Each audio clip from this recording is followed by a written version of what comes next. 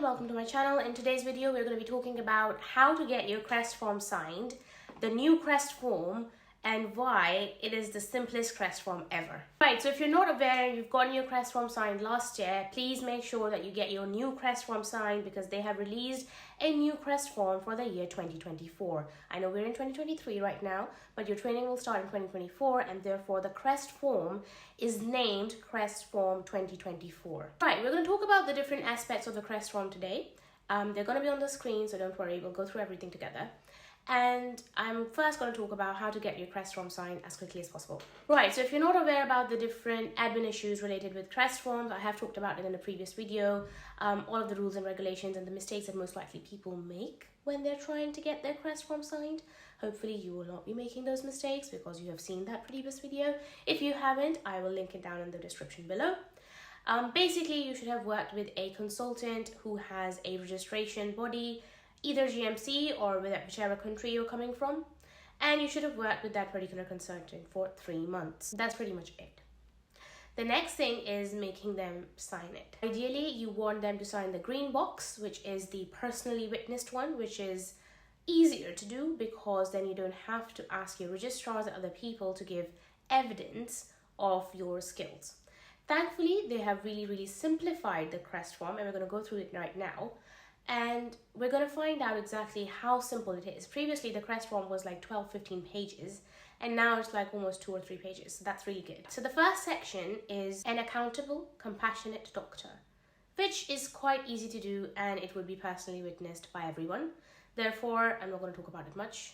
Let's move on. Section 2 is a valuable member of the healthcare staff member department thing. Again, if you're a good doctor, you have certain levels of good communication skills, you shouldn't be having a problem with this. The only thing to mention in this section is the quality improvement point, which is the third point. The fourth point and the fifth point. So you should have had a quality improvement project and a teaching. If you've got both of them, then it should again be personally witnessed, signed by the consultant. Is a professional doctor who's responsible for their own continuity of education, portfolio building and all of that stuff. Obviously, if you have listened to my advices in the previous and you have a Horus portfolio, you have evidence, and therefore they should be able to write off as personally witnessed. And that's pretty much it, guys. It's just 3 sections now.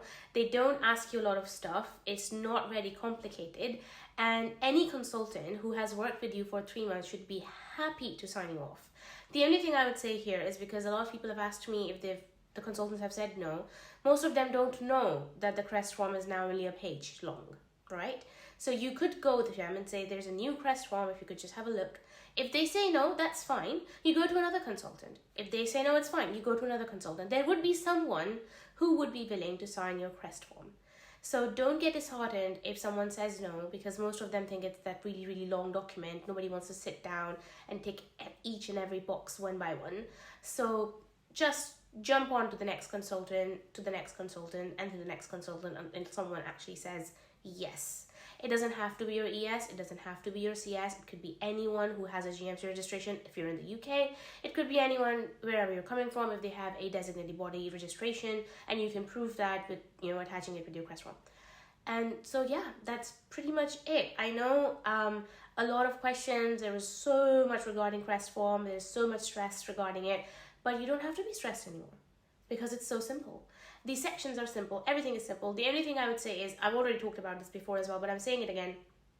Please make sure that you have the correct documents, that you have attached your DMC registration of your consultant to your form in a single PDF, and that it goes onto the Oriel. Another question that has been asked regarding the CREST form was, mine was rejected or hasn't been accepted, what should I do? Well, let me tell you about my own personal experience. I uploaded my completely filled CREST form, and a month later, the date hasn't closed yet, but a month later, someone reviewed it and found out that one of the teeny tiny little boxes didn't have a tick on it, and on that same page, the consultant forgot actually to sign. He had written his name, but he had forgotten to sign it, and so they rejected it. And that's absolutely fine, because I went to the consultant, I told him, he ticked the box, he signed it, and he was like, seriously, they actually made such a big fuss about one box and the signature not being there, even though I've written my own name. And I said, yes, they did. But the good part about this is that you have the time to upload a new CREST form until the deadline of the training windows. So it's not like deadline November, December. This whole process goes on until March and April. So it can get rejected multiple times. That's absolutely fine. You just get the reason for the rejection. They usually do write a detailed response on why they've rejected your CREST form. You read that, you go to your consultant and get it fixed. And that's as simple as that. There is no penalty, there is no impact on your application if your CREST form was rejected and you uploaded a new CREST form, or if the same thing has happened multiple times. No one cares.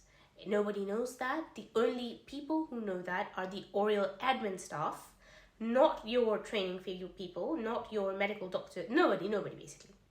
It's just an admin thing, and it's a tick box exercise, and you have to do it. So if your CREST form has been rejected, please do not panic. Just find out why, fix the problem, and voila, your CREST form will be uploaded properly. I hope that this video helps you guys. Please make sure that you like the video and subscribe to the channel if you haven't already, and I will see you guys in my next video. Bye!